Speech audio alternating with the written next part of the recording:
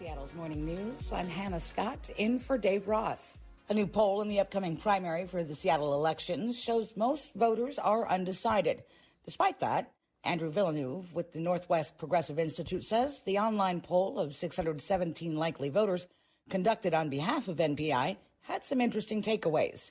Andrew, what were the findings in the race for mayor? We find that Bruce Harrell is the top candidate with 20%.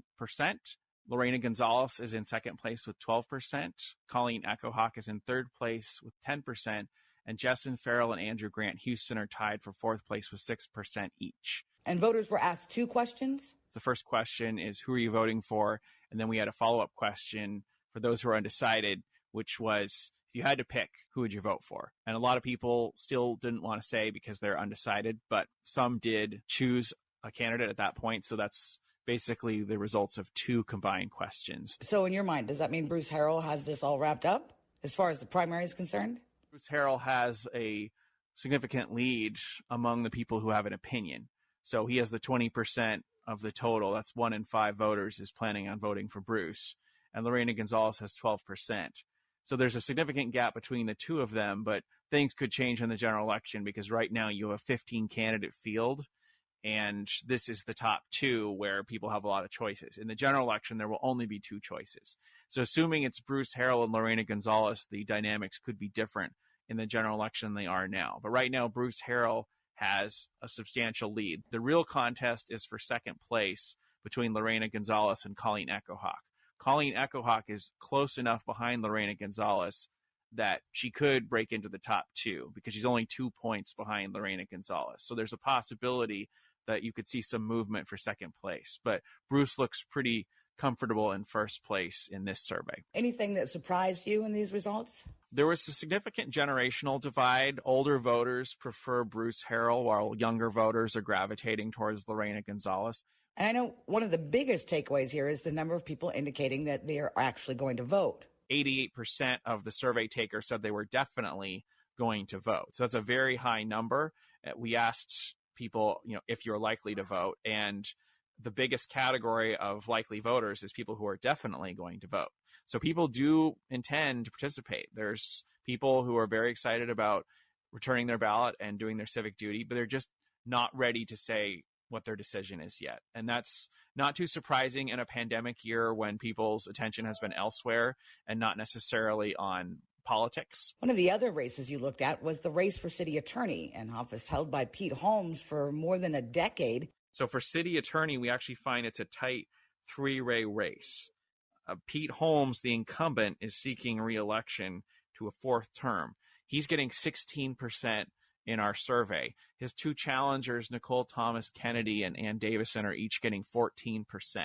So it's a very close race between the 3 of them, and any scenario is possible.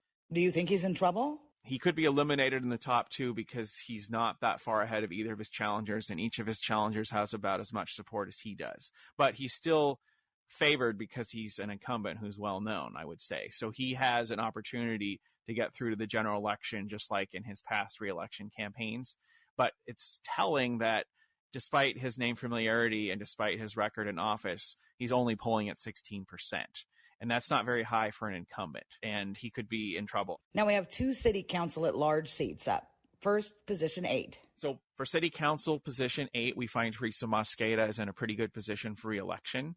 She has 26% in all, and then her closest opponent is Kate Martin with only 6%. So there's a pretty big gap between the two of them. And then everyone else is polling at either 3% or 1% or 0%.